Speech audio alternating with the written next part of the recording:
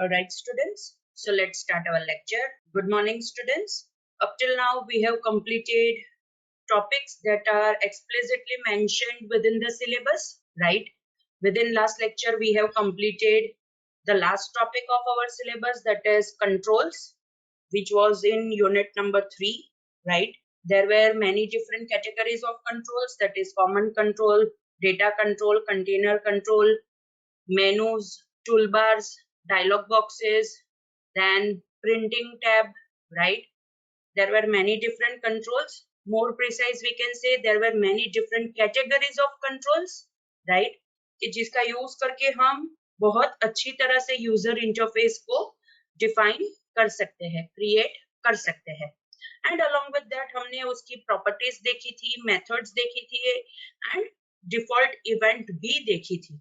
So these were the things which we have completed within last lecture और उसके साथ साथ हमने बहुत सारी database related applications भी देखी. Now there are some topics which are related to our syllabus, though they are not explicitly mentioned in our syllabus, but they are related to our syllabus, right? So we will start with those topics.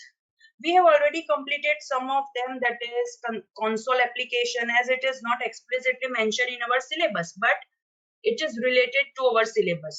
So we have completed that topic. Then we have completed structure. Then we have completed method overloading.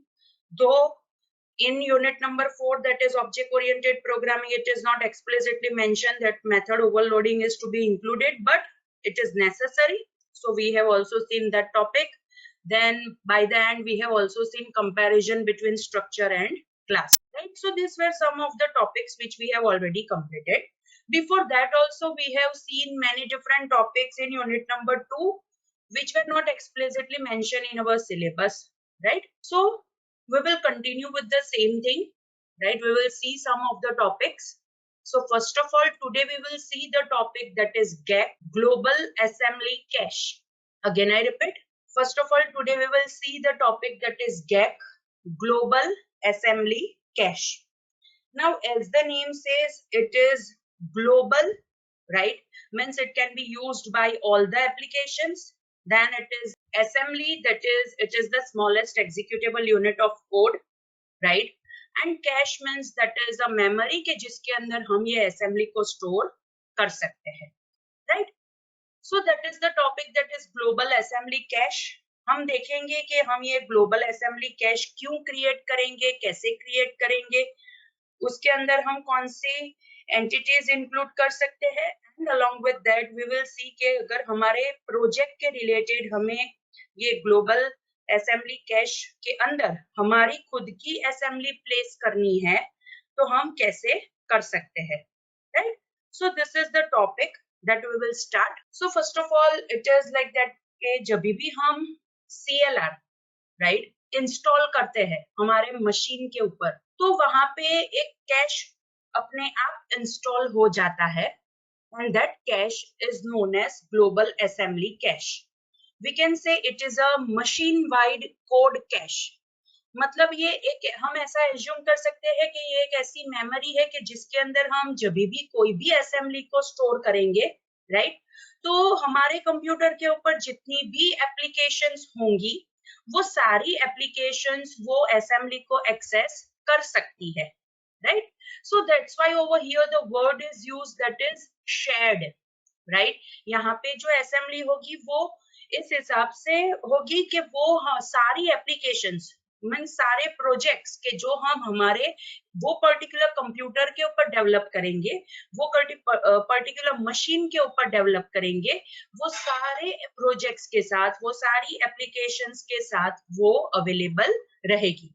Means हम उसके अंदर जितनी भी assembly store करेंगे वो सारी assemblies will be accessible, right? And that type of location, more precise, we can say that type of location or that type of memory is known as global assembly cache. लेकिन एक चीज हमें हमेशा याद रखनी है कि अगर हम ये ग्लोबल असेंबली कैश के अंदर हमारी असेंबली को इंस्टॉल करेंगे, इसका मीनिंग ये होगा कि दूसरी सारी एप्लीकेशंस उसे एक्सेस कर सकती है. इन शॉर्ट, हम ग्लोबल असेंबली कैश के अंदर तभी कोई असेंबली को इंस्टॉल करेंगे जब हम चाहते हैं कि वो शेयर्ड बने. मीन्स दूसरी सारी एप्लीकेशन उसे एक्सेस करे। बिकॉज हमें पता है स्टूडेंट्स के जब भी हम कोई भी ऐसी चीज बनाते हैं which is shared among multiple applications, right, तो वहां पे उसे टेम्पर्ड होने में, फिर मॉडिफाइड होने के चांसेस रहते हैं। So it is like that कि अगर हम उसके अंदर, that is global assembly cash के अंदर कोई भी असेंबली स्टोर करते हैं, तो वहां पे हमें ये भी ध्यान में रखना पड़ेगा, राइट, कि कोई भी एप्लीकेशन उसे एक्सेस कर सकती है। तो अगर हम चाहते हैं कि हमारी वो असेंबली मॉडिफाइड ना हो, टेम्पर ना हो, तो हमें उसे प्रोटेक्टेड भी बनाना पड़ेगा, राइट, ताकि कोई भी एप्लीकेशन उसे टेम्पर ना कर सके। एंड इस हिसाब से भी हमें ध्यान में रखना है कि अगर नेसेसरी नहीं है तो इंस्टॉल करने की कोई जरूरत नहीं है, राइट, बिकॉज अनमैनेज कोड भी उसे एक्सेस कर सकते हैं ना। व्हाट इज अनमैनेज कोड वो तो आपको पता ही है, बिकॉज हमने ऑलरेडी वो CLR के टॉपिक में पढ़ा था, that is there are two different types of code, that is manage code and unmanage code, right. मतलब ऐसा कोड के जो CLR को ध्यान में रख के बनाया गया है, that type of code is known as manage code. और ऐसा कोड पे जो CLR को समझ में नहीं आएगा, that type of code is known as unmanage code, right. So that is the thing कि हमें ये कंसीडर करना पड़ेगा कि कब हम ग्लोबल असेंबली कैश के अंदर हमारी असेंबली को स्टोर करेंगे। एंड हमने बहुत ही डिटेल्ड मैनर में पढ़ा है व्हाट इज असेंबली, असेंबली कैसे बनती है, और असेंबली के अंदर कौन कौन से एंटिटीज या फिर कौन कौन से ऑब्जेक्ट्स रिलेटेड वहां पे इंफॉर्मेशन होती है, राइट। ये सारी चीज हमने ऑलरेडी यूनिट नंबर 1 में लास्ट टॉपिक पढ़ा था। Okay, now students, there are several ways to deploy assembly into the global assembly cache, right? अगर हम चाहते हैं हमारी असेंबली को डिप्लॉय करना within get folder, then there are several ways. First is we can use the installer, right, कि जो specifically ये ग्लोबल असेंबली कैश के अंदर असेंबली को इंस्टॉल करने के लिए बनाया गया है, राइट, वो हम यूज कर सकते हैं। एंड उसका यूज करके हम जो असेंबली वो गेट में प्लेस करना चाहते हैं वो अपने आप प्लेस हो जाएगी, राइट। दूसरा, you can also use the developer tool, that is global assembly cash tool. आप उसे getutil.exe से भी आप जान सकते हो, राइट, कि जो .NET फ्रेमवर्क की जो SDK है, that is software development kit, right. SDK का फुल फॉर्म है that is software development kit. तो आप उसके अंदर ये जो getutil फाइल है, दैट इज एग्जीक्यूटेबल फाइल है, we can also say it as a tool because it is a utility, right. Util का मीनिंग ही यूटिलिटी होता है। सो वो चीज जो अवेलेबल है हम उसका भी यूज कर सकते हैं। Else, you can also use Windows Explorer, right? And Windows Explorer का यूज करके आप ड्रैग एंड ड्रॉप करके अपनी असेंबली को कैश के अंदर इंस्टॉल कर सकते हो। So students, there are many different ways, but the thing is that हमें कौन सा way is beneficial, हम वो यूज करेंगे। इंस्टॉलर अगर हमारे पास अवेलेबल है, we can use that installer. Second, अगर हमें getutil कैसे यूज करना है वो आता है, then we can use that tool. And the most simplest form, right, to install the assembly within the get folder is drag and drop. And it is a very simple way कि हम कैसे उसे कर सकते हैं, because as you know what is the meaning of drag and drop, आपको सिर्फ वहां पे एक फोल्डर में से दूसरे फोल्डर में वहां पे ड्रैग एंड ड्रॉप करना है। सो that is, I think it is a simplest way, right, because अगर कोई भी इंस्टॉलर है या फिर कोई भी टूल है तो उसके अंदर या तो वो कमांड के टर्म्स में प्रेजेंट होगा या फिर कोई और एग्जीक्यूटेबल फाइल होगी। एंड अगर हम वो यूज करना चाहते हैं then we need to remember कि वहां पे हमें वो टूल कैसे यूज करना है, वो कमांड के साथ कितने ऑप्शंस है, वो सारी चीज हमें याद रखनी पड़ेगी। सो that is the important thing कि जो जिस हिसाब से हमें वो पर्टिकुलर चीज यूज करनी है या फिर जिस हिसाब से it is beneficial to us, helpful to us, easy for us, right, हम वो मेथड यूज करेंगे। Okay, now the most important thing, right, ये ग्लोबल असेंबली कैश है। इट इज अ कैश और more precise we can say it is a folder कि जिससे सिर्फ administrator privileges होंगे, वैसे ही यूजर उसे एक्सेस कर सकते हैं। मोर प्रिसाइज उसके अंदर इंस्टॉल डिलीट कर सकते हैं। Because students it is a very important folder. ऐसा नहीं है कि जितनी भी हम एप्लीकेशन डेवलप करते हैं उसके रिलेटेड ही असेंबली उसके अंदर प्रेजेंट है। नो, ऐसा नहीं है। डॉटनेट फ्रेमवर्क की भी बहुत सारी असेंबलीज उसके अंदर प्रेजेंट है। दैट्स वाई जिसके पास भी ये एक्सेस कंट्रोल है, जिसके पास भी राइट एंड एग्जीक्यूट करने की परमिशन है, राइट, वैसे ही यूजर्स उसके अंदर दैट इज गेक के अंदर खुद के एप्लीकेशंस की असेंबली वहां पे इंस्टॉल कर सकते हैं। इन शॉर्ट हम ऐसा कह सकते हैं कि जिसके पास भी एडमिनिस्ट्रेटर प्रिविलेजेस है, राइट, जिसके पास भी एडमिनिस्ट्रेटर रिलेटेड परमिशंस है, right, वही users are allowed to delete the files from the global assembly cache। और मोर प्रिसाइज हम ऐसा भी कह सकते हैं कि हम वहां पे एक वन लेवल सिक्योरिटी और इंक्रीज कर सकते हैं कि जहां पे हम इंस्टॉल करने के लिए भी परमिशन वहां पे प्रोवाइड कर सकते हैं, राइट। जो भी यूजर को हमें इंस्टॉल करने की परमिशन देनी है हम वो यूजर को परमिशन देंगे, रेस्ट ऑफ द यूजर को वो प्रिविलेज नहीं देंगे, right. So this is the thing which we need to remember. कोई भी ऐसे ही कोई भी यूजर, गेस्ट यूजर आके वहां पे अपनी खुद की असेंबली इंस्टॉल भी नहीं कर सकता होना चाहिए या फिर डिलीट तो नहीं ही कर सकता होना चाहिए। अगर वो एक बार इंस्टॉल कर भी देता है इट्स ओके, हम उसे डिलीट कर सकते हैं। लेकिन अगर हम उसे डिलीट की परमिशन देंगे और उसने कोई इंपॉर्टेंट असेंबली को डिलीट कर दिया then it will become very difficult for us, right. May be possible ऐसा भी हो सकता है कि हमारी बहुत सारी एप्लीकेशंस एग्जीक्यूट होनी बंद हो जाए। सो दैट इज द थिंग। कभी कभी ऐसा भी होता है स्टूडेंट्स के जो वायरस होते हैं वो वायरस भी ये पर्टिकुलर फोल्डर को इफेक्ट कर सकते हैं, right. But it depends because अगर हम एडमिनिस्ट्रेटर के हिसाब से वहां पे लॉग इन हुए हैं एंड वहां पे अगर वायरस आते हैं और उसने कोई फाइल को अफेक्ट कर दिया, टेम्पर कर दिया या फिर डिलीट कर दिया then that is another scenario, right. So that is the thing कि हमें यहाँ पे क्यों ये सारी चीजों का ध्यान में रखना है because it is a very important location कि जहां पे हमें बहुत सारी असेंबलीज मिल सकती है, right. And another important thing, जैसे मैंने आपको बताया कि अगर हम गेट के अंदर असेंबली ऐड करना चाहते हैं, राइट, तो वहां पे हमें उसे प्रोटेक्ट करना पड़ेगा and that protection is given with the help of strong name। again I repeat, जैसे मैंने आपको बताया कि जब भी हम कोई भी असेंबली के दैट इज कोई भी असेंबली गेक के अंदर डिप्लॉय करना चाहते हैं, मोर प्रिसाइज इंस्टॉल करना चाहते हैं, राइट, तो हमें वहां पे वो पर्टिकुलर असेंबली को स्ट्रॉन्ग नेम देना पड़ेगा।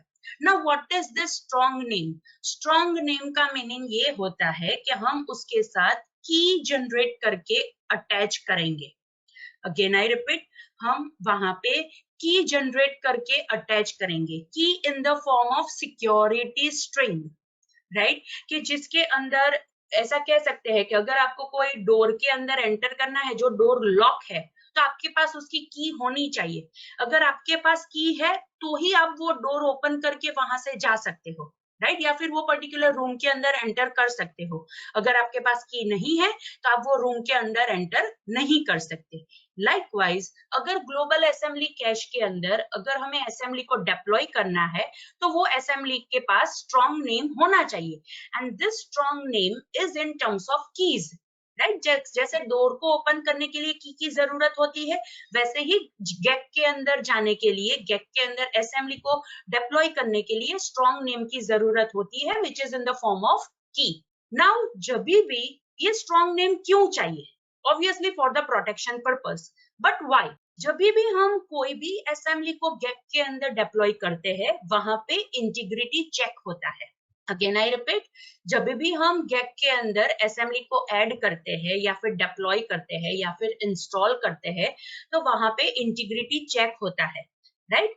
जितनी भी असेंबलीज होती है वो सब असेंबली इंटीग्रिटी चेक अगर पास करती है तो ही वहां से मतलब वो गेट के अंदर डिप्लॉय हो सकती है। नाउ ये इंटीग्रिटी चेक करने के वक्त ये स्ट्रॉन्ग नेम भी चेक होता है कि असेंबली के साथ स्ट्रॉन्ग नेम अवेलेबल है कि नहीं है, मतलब असेंबली के पास वो की है कि नहीं है, राइट। अब ये इंटीग्रिटी चेक क्यों होता है? इंटीग्रिटी चेक इसीलिए होता है ताकि ये गेट फोल्डर के अंदर जो भी असेंबली हम डिप्लॉय करें वो टेम्पर्ड ना हुई हो, वो मॉडिफाई ना हुई हो, that is integrity check. Again I repeat, that is integrity check, right. तो अगर हम चाहते हैं कि जो भी असेंबलीज हम वहां पे इंस्टॉल करते हैं वो टेम्पर्ड ना हुई हो, चेंज ना हुई हो, राइट, तो हमें वहां पे इंटीग्रिटी चेक करना पड़ेगा, right.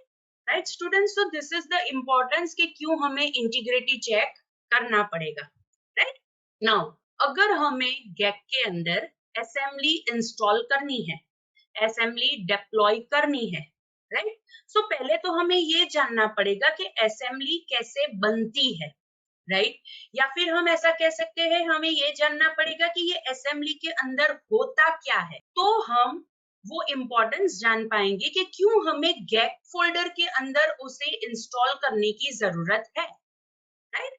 Fine. So the thing is that assembly का मीनिंग ये होता है कि उसके अंदर हम ऐसा कोड रखेंगे, राइट, कि जो हम चाहते हैं कि हमारी एप्लीकेशन के अंदर यूज होता हो, right. And along with that अगर हम चाहते हैं कि हमारी ही दूसरी एप्लीकेशन है उसके अंदर वो सेम कोड हमें लिखने की जरूरत ना पड़े, राइट, तो हम उसे शेयर्ड असेंबली बना के गैक के अंदर इंस्टॉल कर सकते हैं. But what is this thing, right, वो कोड क्या है? That code will be in terms of class library. Again, I repeat, that code will be in terms of class library. Class library का meaning, as the name says, it will be the library of the classes, right? कि जिसके अंदर हम procedures लिखेंगे, that is सब routine functions लिखेंगे, या फिर कोई ग्लोबल ऑब्जेक्ट्स हमें बनाने हैं, वेरिएबल्स बनाने हैं, तो हम वहां पे वो लिख सकते हैं, राइट. इन शॉर्ट ऐसी लाइब्रेरी के जो क्लासेस की है. एंड अगर हम वो लाइब्रेरी के प्रोजेक्ट को बिल्ड करेंगे, उसके साथ स्ट्रॉन्ग नेम अटैच करेंगे, राइट, तो वो प्रोजेक्ट .dll फाइल के अंदर कन्वर्ट होगा. अगेन आई रिपीट, जब भी हम ये क्लास लाइब्रेरी प्रोजेक्ट को बिल्ड करेंगे, राइट, या फिर हम ऐसा कह सकते हैं उसे एग्जीक्यूट करेंगे, तो उसकी जो एग्जीक्यूटेबल फाइल बनती है it will be not in terms of exe. exe तो ऑब्वियसली वो एप्लीकेशन को एग्जीक्यूट करना है तो exe तो बनेगी ही, but as it is a class library project, right, because हम वहां पे लाइब्रेरी बनाना चाहते हैं ऑफ द क्लासेस, तो उसकी DLL फाइल जनरेट होगी. DLL means dynamic link library. Again I repeat, DLL का मीनिंग ये होता है that is dynamic link library, right. एक ऐसी फाइल जनरेट होगी जिसका एक्सटेंशन होगा .dll फाइल, और हम वो DLL फाइल गेट फोल्डर के अंदर इंस्टॉल कर सकते हैं. अगेन आई रिपीट, वो DLL फाइल हम गेट फोल्डर के अंदर इंस्टॉल कर सकते हैं, right. So this is the thing कि हम क्या करेंगे, असेंबली बनानी है, हम बोलते हैं ओके चलो असेंबली बनानी है, असेंबली बनानी है, लेकिन वो असेंबली बनेगी कैसे? तो वहां पे सिर्फ क्लास लाइब्रेरी का प्रोजेक्ट क्रिएट करना है. उसके अंदर मे बी पॉसिबल कि हम जो भी ग्लोबल फंक्शंस हमारी एप्लीकेशन के अंदर यूज करना चाहते हैं, राइट, वो सारे एप्लीकेशन वहां पे जो लाइब्रेरी होगी उसके अंदर बना देंगे. एंड आफ्टर दैट जब भी हम उसे बिल्ड करेंगे, नाउ एग्जीक्यूट करना is different thing and build करना इज डिफरेंट थिंग. बिल्ड करना मतलब कंपाइलेशन होता है, पूरी असेंबली के अंदर कोई एक्सेप्शन है कि नहीं है, एरर है कि नहीं है, वो चेक होता है. एंड अगर वो सारे क्राइटेरिया में पास होता है तो वो वहां पे एक उसकी एग्जीक्यूटेबल फाइल बन जाती है depending on the type of the project, right. Build में सिर्फ ऐसा होता है, अगर हम उसे एग्जीक्यूट करते हैं तो एग्जीक्यूशन के वक्त बिल्ड तो होता ही है, बिकॉज कंपाइलेशन तो होगा ही, एरर तो चेक होगी ही, लेकिन उसके साथ साथ वो हमें एग्जीक्यूट करके भी देगा, दैट इज रन करके भी देगा, एग्जीक्यूटेबल फॉर्म में वो हमें देगा, right. So this is the difference between building the project and executing the project. So जब भी हम क्लास लाइब्रेरी प्रोजेक्ट डेवलप करेंगे तो वहां पे वो लाइब्रेरी का प्रोजेक्ट सिर्फ बिल्ड होता है, और जैसे ही हम बिल्ड करेंगे उसकी DLL फाइल क्रिएट होती है. एंड आफ्टर दैट वो DLL file it will B in terms of assembly, जिसे हम गेट फोल्डर के अंदर इंस्टॉल कर देंगे, ताकि सिर्फ हमारा प्रोजेक्ट नहीं, हमारे दूसरे प्रोजेक्ट्स के जिसके अंदर हम सेम लाइब्रेरी को यूज करना चाहते हैं, वहां पे हमें फिर से वो लाइब्रेरी बनाने की जरूरत नहीं पड़ेगी. We can directly use those library in our project. For example, जैसे डॉटनेट फ्रेमवर्क के साथ बेस क्लास लाइब्रेरी है, राइट? वो डॉटनेट फ्रेमवर्क हम इंस्टॉल करते हैं तो उसके साथ अपने आप आ जाती है. एंड वंस वो इंस्टॉल हो जाती है तो हमारे सारे प्रोजेक्ट्स के अंदर, फिर वो कोई भी लैंग्वेज के हो, राइट, हम वो डॉटनेट फ्रेमवर्क की बीसीएल दैट इज या फिर FCL that is base class library या फिर फ्रेमवर्क क्लास लाइब्रेरी हम हमारे कोई भी प्रोजेक्ट्स के अंदर यूज कर सकते हैं. लाइकवाइज हम हमारी खुद की लाइब्रेरी बना सकते हैं, राइट? और वो हम हमारे खुद के जो बाकी सारे प्रोजेक्ट्स होंगे उसके अंदर हम यूज कर सकते हैं. इन शॉर्ट, हम एक बार कोई भी लाइब्रेरी को बना देंगे तो बार बार सेम टास्क परफॉर्म करने के लिए हमें सेम कोड फिर से नहीं लिखना पड़ेगा. We just have to import those things, we just have to include those DLLs within our project and automatically हम उसे यूज कर पाएंगे. वो सारा कोड फिर से लिखने की जरूरत नहीं है. We can reuse those libraries कि जो हमने ये गेक के अंदर इंस्टॉल की है, दो वो हमने बनाई है. It is a user defined library, इसीलिए तो वो एक सेंट्रलाइज फोल्डर के अंदर रखा जाता है and that folder, that location is known as GAC, right? Okay. So अगर हमें पहले तो ये गेक के अंदर असेंबली प्लेस करनी है, मोर प्रिसाइज अगर हमें हमारी लाइब्रेरी प्लेस करनी है, तो पहले तो हमें क्लास लाइब्रेरी का प्रोजेक्ट बनाना पड़ेगा, राइट? सो क्लास लाइब्रेरी का प्रोजेक्ट बनाएंगे. चलो एक काम करते हैं, ये जो स्टेप्स लिखे हैं वो स्टेप्स हम प्रैक्टिकली परफॉर्म करके देखते हैं, राइट? कि कैसे हम क्लास लाइब्रेरी का प्रोजेक्ट बनाएंगे, कैसे हम उसके साथ स्ट्रॉन्ग नेम अटैच करेंगे, राइट? कैसे वो स्ट्रॉन्ग नेम की फाइल पर्टिकुलर लोकेशन के ऊपर हम इंस्टॉल करेंगे ताकि हम वो स्ट्रॉन्ग नेम हमारे प्रोजेक्ट के साथ अटैच कर सके. एंड आफ्टर दैट कैसे हम वो पर्टिकुलर फाइल या फिर वो पर्टिकुलर डीएलएल या फिर वो पर्टिकुलर असेंबली कैसे गेक फोल्डर के अंदर हम इंस्टॉल कर सकते हैं. So students, there are 6 different steps, right, कि जो हमें परफॉर्म करने हैं एंड जो मैंने बताए वही स्टेप्स है, right? So let's do one thing, हम एक काम करते हैं, राइट? हम वहां पे विजुअल स्टूडियो ओपन करके ये स्टेप्स परफॉर्म करते हैं, right? So here is the visual studio, right? जैसे मैंने बताया, हमें यहाँ पे एक क्लास लाइब्रेरी का प्रोजेक्ट क्रिएट करना पड़ेगा, राइट? तो हम न्यू प्रोजेक्ट करेंगे. न्यू प्रोजेक्ट के ऊपर हम क्लिक करेंगे तो वहां पे हमें ऑप्शंस मिलते हैं कि हमें कौन से टाइप के प्रोजेक्ट्स डेवलप करने हैं, कौन सी लैंग्वेज के अंदर डेवलप करने हैं. एंड वो पर्टिकुलर लैंग्वेज के अंदर हम कोई भी ऑप्शन सिलेक्ट करते हैं या फिर टेम्पलेट सिलेक्ट करते हैं, तो वहां से किस हिसाब से हम वो सारे डिफरेंट टाइप्स ऑफ टेम्पलेट्स का यूज करके प्रोजेक्ट क्रिएट कर सकते हैं. सो अब तक हमने 2 एप्लीकेशंस यूज की है या फिर मोर प्रिसाइज हम ऐसा कह सकते हैं कि 2 टेम्पलेट्स यूज किए हैं. First is Windows forms application and second is console application. ये 2 टाइप के प्रोजेक्ट्स या फिर ये 2 टाइप के टेम्पलेट्स हमने ऑलरेडी यूज किए हैं. Now what is the scenario? आज हम जो प्रोजेक्ट डेवलप करेंगे that will be class library, because as you are able to see within the steps, या फिर मैंने जैसे आपको एक्सप्लेन किया कि अगर हमें गेक फोल्डर के अंदर असेंबली को डिप्लॉय करना है, इंस्टॉल करना है, तो हमें वहां पे क्लास लाइब्रेरी प्रोजेक्ट बनाना पड़ेगा.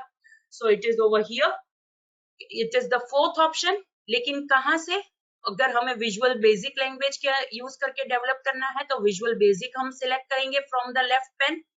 फिर within that we will select windows and after that जैसे ही हम windows select करेंगे, middle pane में से we will get the 4th option that is class library, right? So let's do one thing, हम class library project को name दे देते हैं, that is proj gec demo, right? मैंने यहाँ पे project का name दे दिया, that is proj gec demo, right? And I am clicking on OK button. Now as you are able to see, जैसे ही मैंने ओके बटन के ऊपर क्लिक किया, नॉर्मली अगर हम कोई भी प्रोजेक्ट बनाते हैं या फिर मोर प्रिसाइज विंडोज एप्लीकेशन अगर हम बनाते हैं तो वहां पे हमें बाय डिफॉल्ट एक फॉर्म मिलता है. अगेन आई रिपीट, वहां पे हमें बाय डिफॉल्ट एक फॉर्म मिलता है, लेकिन यहाँ पे हमें बाय डिफॉल्ट एक फॉर्म नहीं मिला है. हमें यहाँ पे एक क्लास क्रिएट किया हुआ मिला है, बिकॉज हमारा जो प्रोजेक्ट है it is of type of the template that is class library, right. अगर हम विंडोज फॉर्म्स एप्लीकेशन डेवलप करते हैं तो वहां पे हमें बाय डिफॉल्ट एक फॉर्म मिलता है।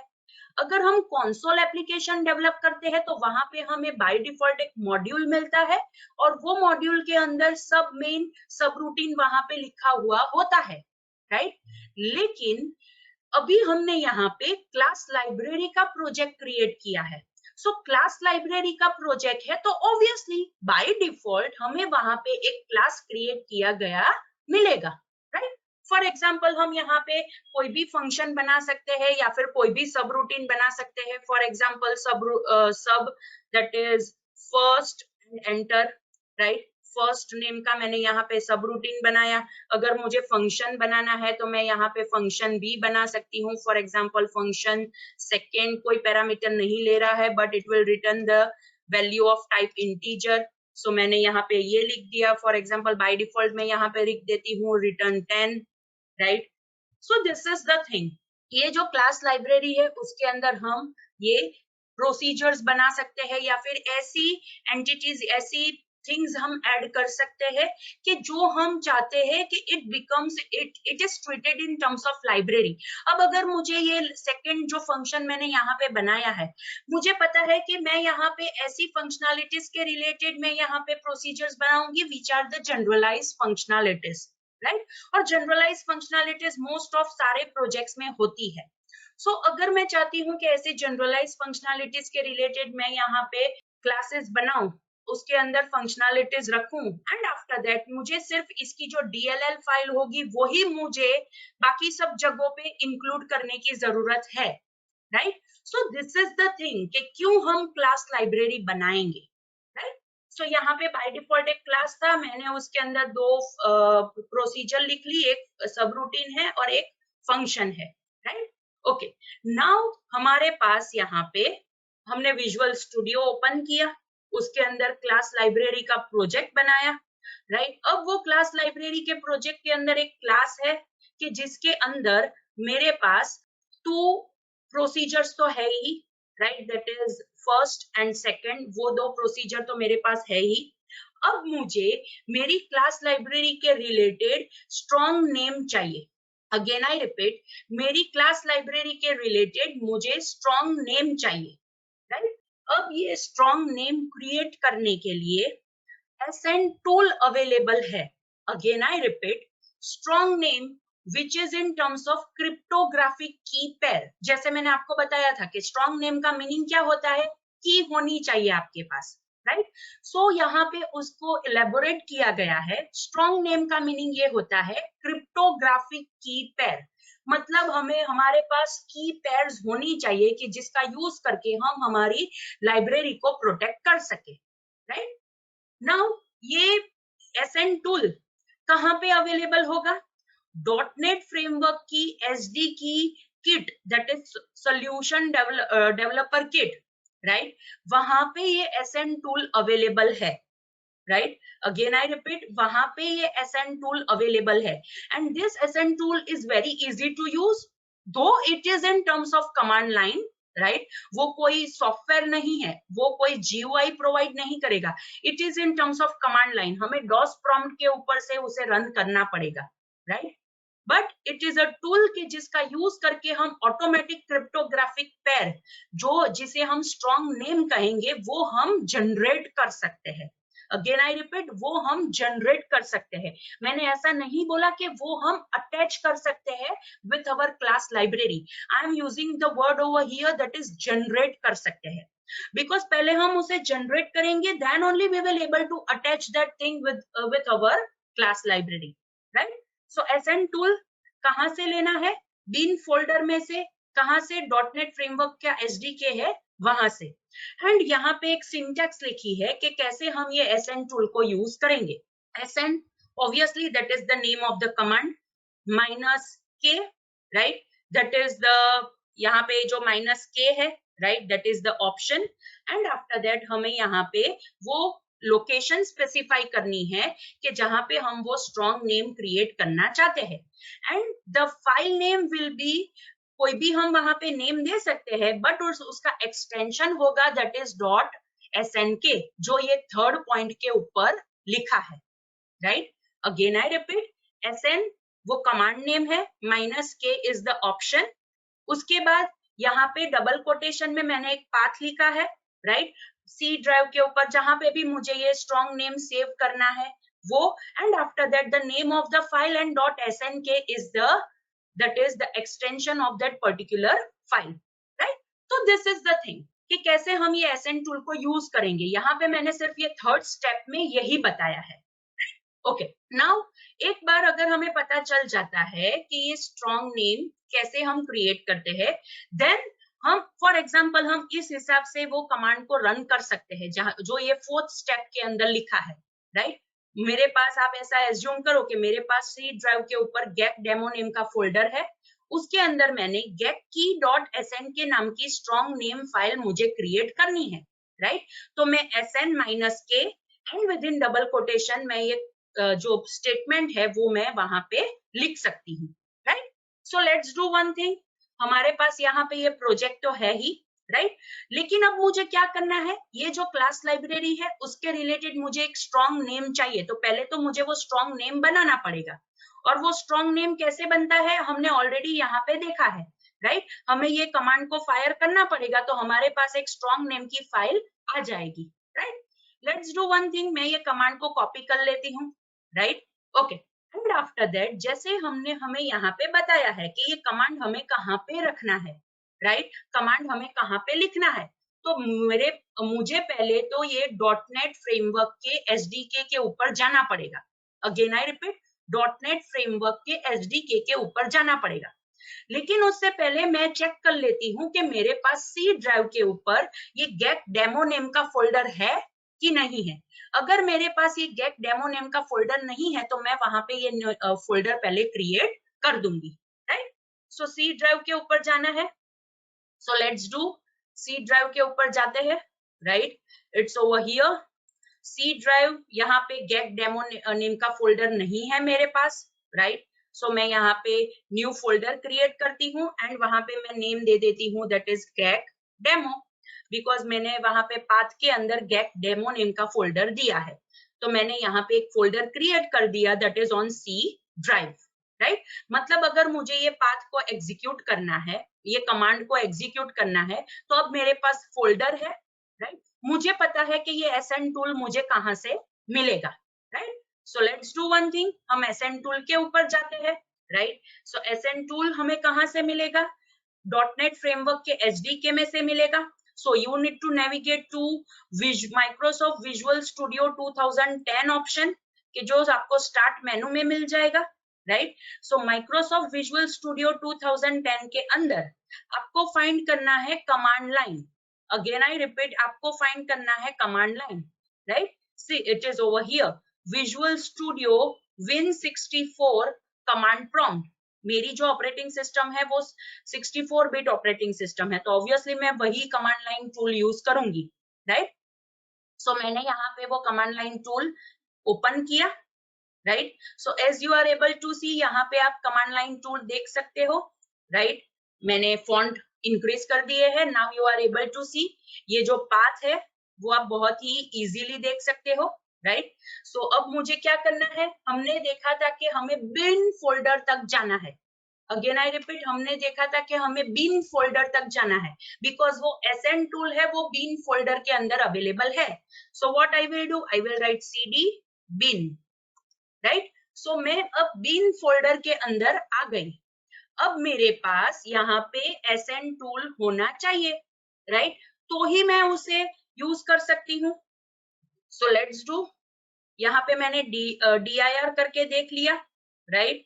सो SN टूल यहाँ पे मेरे पास अवेलेबल होना चाहिए and it can be in terms of the file, right.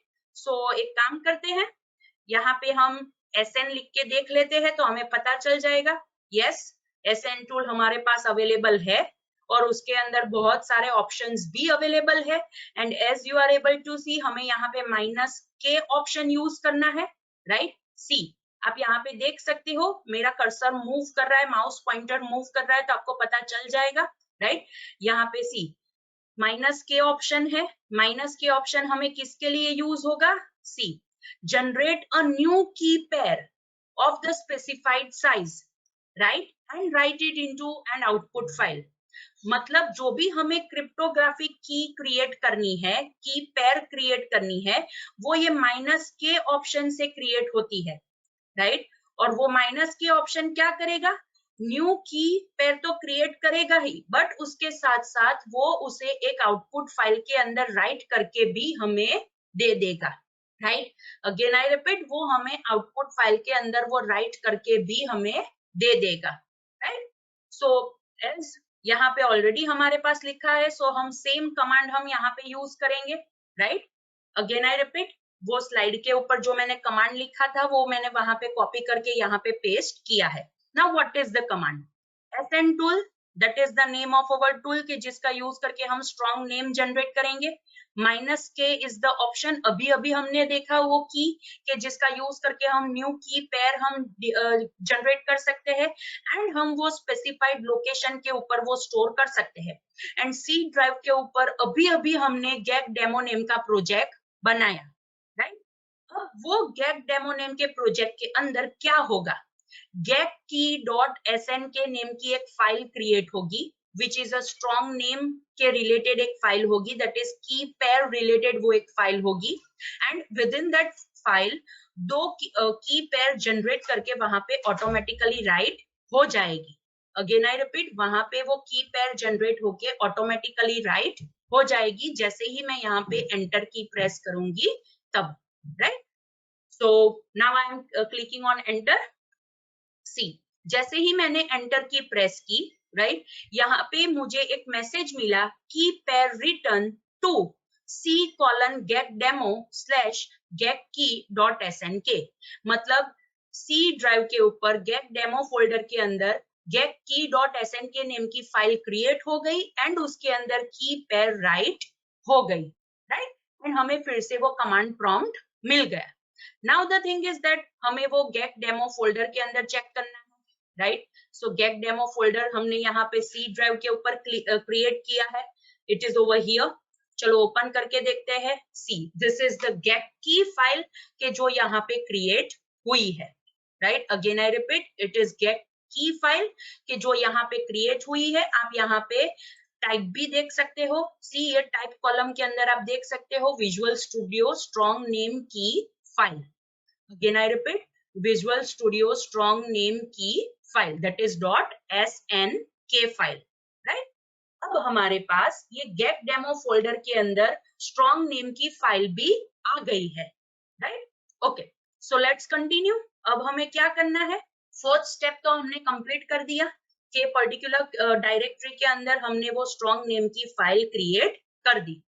अब हमें क्या करना है, की तो जनरेट हो गई है स्टूडेंट्स, हमारे पास की तो है, बट अभी तक हमने वो की को हमारे प्रोजेक्ट के साथ एसोसिएट नहीं किया है। अगेन आई रिपीट, अभी तक हमने हमारी वो की को हमारे प्रोजेक्ट के साथ अटैच नहीं किया है, बिकॉज हमारा प्रोजेक्ट हमारे स्पेसिफाइड लोकेशन के ऊपर अवेलेबल है, एंड वो जो की फाइल है वो सी ड्राइव के ऊपर गेट डेमो नेम के फोल्डर के अंदर अवेलेबल है, right. Means two files are there, two different things are there, but वो डिफरेंट लोकेशन के ऊपर है।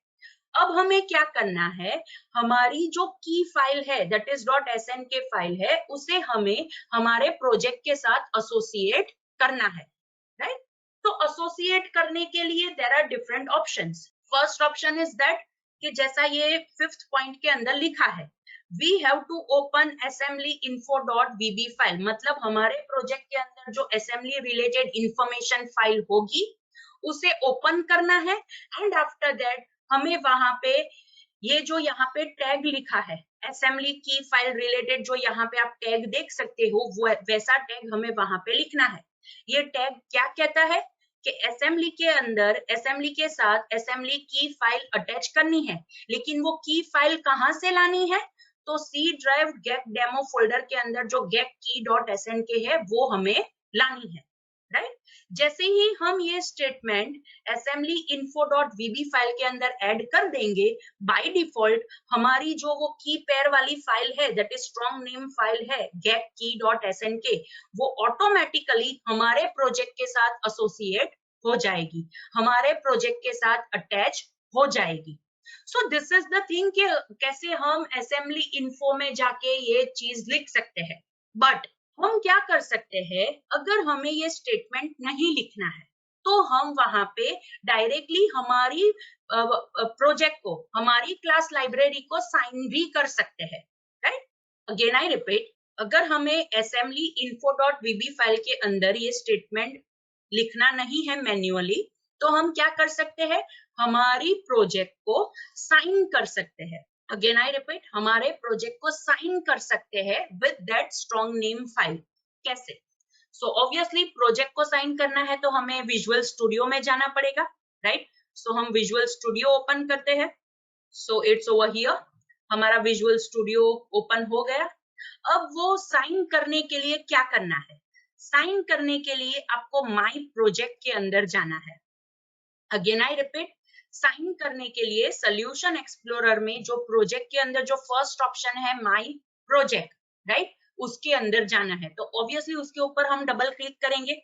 सो ये विंडो ओपन हुई, उसके अंदर ये लेफ्ट हैंड साइड पे आप यहाँ पे साइनिंग का टैब देख सकते हो। सी ओवर हियर, यहाँ पे साइनिंग का टैब आप देख सकते हो। So let's click on it. See, यहाँ पे क्या लिखा है, यहाँ पे एक ही चेकबॉक्स अभी अवेलेबल है, that is sign the assembly.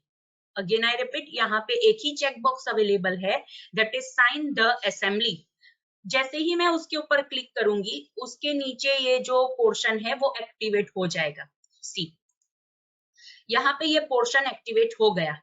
In short, अब ये मुझे क्या कह रहा है, चूज अ स्ट्रॉन्ग नेम की फाइल।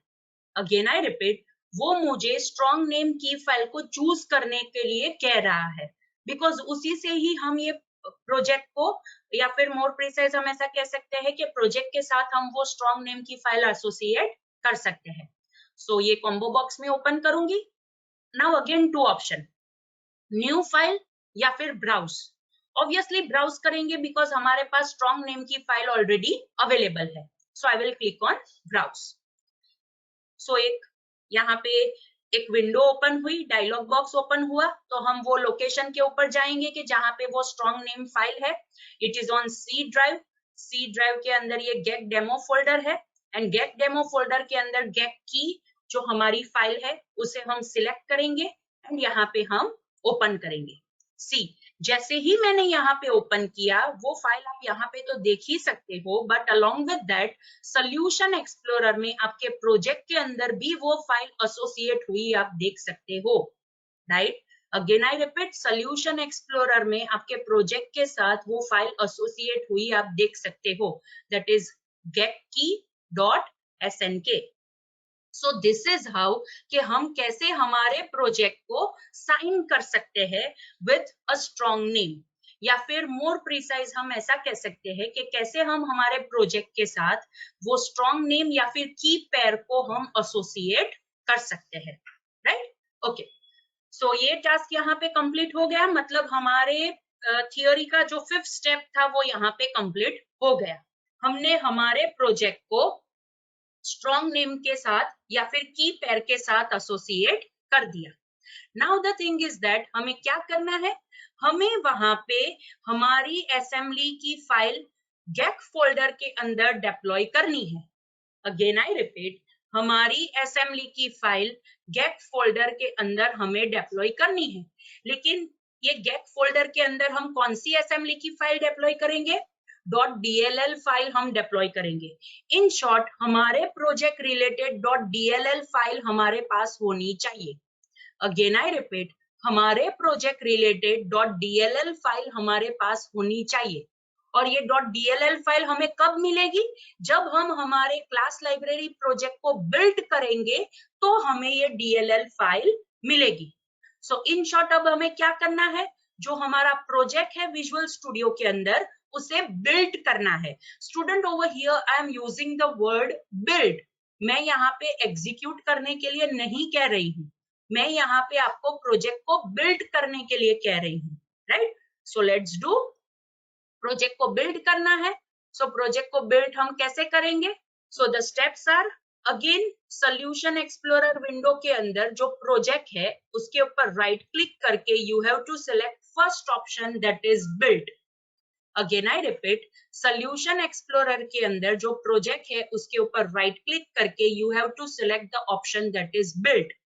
जैसे ही मैं बिल्ड करूंगी आपको आउटपुट विंडो ओपन होगी, राइट? और वो आउटपुट विंडो के अंदर आपको वहां पे बिल्ड करने के स्टेप्स वहां पे दिखाई देंगे कि कैसे प्रोजेक्ट बिल्ड हो रहा है, right? I am clicking on build option. See, नीचे आउटपुट विंडो ओपन हो गई। आउटपुट विंडो के अंदर as you are able to see last statement आप देखो, यहाँ पे लिखा है build 1 succeeded, right? 0 failed, 0 skipped. Again I repeat, यहाँ पे हमें मैसेज मिल गया कि बिल्ड हो चुका है, राइट? कोई भी चीज फेल नहीं हुई है। एंड अलोंग विद दैट आप देख सकते हो कि उसने क्या बिल्ड किया। उसने हमारे प्रोजेक्ट की डीएलएल फाइल को बिल्ड की। अगेन आई रिपीट, हमारे प्रोजेक्ट की डीएलएल फाइल को उसने बिल्ड की, राइट? अब ये डीएलएल फाइल कहाँ पे मिलेगी? हमारे प्रोजेक्ट के बिन फोल्डर के अंदर जो डिबग का फोल्डर है उसके अंदर हमें ये डीएलएल फाइल मिलेगी। अगर यहाँ पे हमने ये ऑप्शन रखा है दैट इज डिबग, आप यहाँ पे ऊपर देख सकते हो। अगर मैं यहाँ पे डिबग की जगह रिलीज ऑप्शन सिलेक्ट करती हूँ तो बिन के अंदर डिबग की जगह रिलीज का फोल्डर बनेगा और उसके अंदर हमें हमारी डीएलएल फाइल मिलेगी, राइट? चलो तो पहले डीएलएल फाइल ढूंढ लेते हैं। सो ऑब्वियसली वो डी ड्राइव के ऊपर जो डेटा फोल्डर है उसके अंदर डॉटनेट का फोल्डर है, एग्जाम्पल का फोल्डर है, उसके अंदर मैंने अभी बनाया PROJ गेट डेमो का फोल्डर दैट इज प्रोजेक्ट, उसके अंदर ये प्रोजेक्ट का फोल्डर है, बीन फोल्डर है एंड डीबग फोल्डर है। एंड डीबग के फोल्डर के अंदर आप ये देखो .dll फाइल। इन शॉर्ट आपके प्रोजेक्ट के फोल्डर के अंदर जो बीन फोल्डर है, बीन फोल्डर के अंदर जो डीबग का फोल्डर होगा उसके अंदर आपको आपके प्रोजेक्ट के रिलेटेड .dll फाइल मिलेगी। और वो हमारे पास यहाँ पे हमारे पास आ गई है बिकॉज हमने हमारे क्लास लाइब्रेरी प्रोजेक्ट को बिल्ड किया है, राइट? नाउ हमें ये 6th स्टेप परफॉर्म करना है। और ये 6th स्टेप क्या है? हमें हमारी डीएलएल फाइल को गेट फोल्डर के अंदर ले जाना है। अगेन आई रिपीट, हमें हमारी डीएलएल फाइल को गेट फोल्डर के अंदर ले जाना है। नाउ गेट फोल्डर हमें कहाँ पे मिलेगा? अगर हम विंडोज एक्सप्लोरर यूज कर रहे हैं तो get folder will be C drive के ऊपर जो सिस्टम रूट फोल्डर होगा, वो सिस्टम रूट फोल्डर के अंदर असेंबली का फोल्डर होगा। वहां पे हमें जाके ये डीएलएल फाइल को इंस्टॉल करना है। Again I repeat, C drive के ऊपर सिस्टम रूट फोल्डर होगा। एंड अगर आप विंडोज 10 ऑपरेटिंग सिस्टम यूज करते हो तो विंडोज सिस्टम रूट फोल्डर का मीनिंग होता है सी ड्राइव के ऊपर विंडोज नेम का फोल्डर होगा।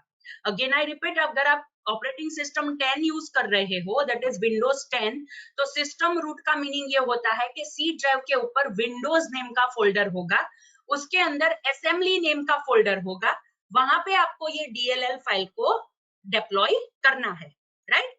सो अब हमारे पास यहाँ पे डीएलएल फाइल है। सो सी ड्राइव के ऊपर हमें ढूंढना है, राइट? सो यहाँ पे सी ड्राइव है।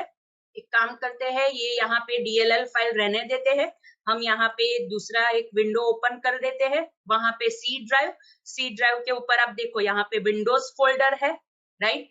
विंडोज फोल्डर के अंदर आप देखो यहाँ पे असेंबली का फोल्डर है, it's over here, right? C drive पे विंडोज फोल्डर के अंदर ये असेंबली का फोल्डर है and this is the get folder. आप यहाँ पे अपनी डीएलएल फाइल को डिप्लॉय कर सकते हो। तो मेरी डीएलएल फाइल यहाँ पे है, मैं यहाँ पे ड्रैग करके, राइट, एंड उसे मैं यहाँ पे असेंबली के फोल्डर में ड्रॉप कर सकती हूँ। सी, यहाँ पे आपको दिख रहा है कॉपी टू असेंबली, मैं यहाँ पे उसे ड्रॉप करती हूँ। जैसे ही मैंने यहाँ पे ड्रॉप किया वो मुझे पूछ रहा है कि आपके पास एडमिनिस्ट्रेटर परमिशन है, तो मैं कंटिन्यू के ऊपर क्लिक करूंगी, राइट? सी, कंटिन्यू के ऊपर क्लिक किया, वो डीएलएल फाइल यहाँ पे डिप्लॉय हो गई। इन शॉर्ट हमने हमारी क्लास लाइब्रेरी रिलेटेड जो भी असेंबली फाइल है, that is dynamic link library file है, वो गेक फोल्डर के अंदर डिप्लॉय कर दी। अब ये जो DLL फाइल है उसके अंदर जो भी क्लास लाइब्रेरी होगी, उसके अंदर जो भी फंक्शंस होंगे, वो सारी चीज हम दूसरी एप्लीकेशंस के साथ भी यूज कर सकते हैं। Now as you are able to see यहाँ पे वो जो DLL है उसका वर्जन भी आपको दिखाई दे रहा है, that is 1.0.0.0, right. So this is the thing कि कैसे हम हमारे गेक फोल्डर के अंदर, राइट, कैसे हम DLL file, that is class library file, या फिर मोर प्रिसाइज असेंबली को हम डिप्लॉय कर सकते हैं, right. So students, this is all about the topic, that is GAC, Global Assembly Cache, and it is all about today's lecture. So अगर आपको ये GAC टॉपिक के अंदर कोई डाउट है तो आप मुझे पूछ सकते हो।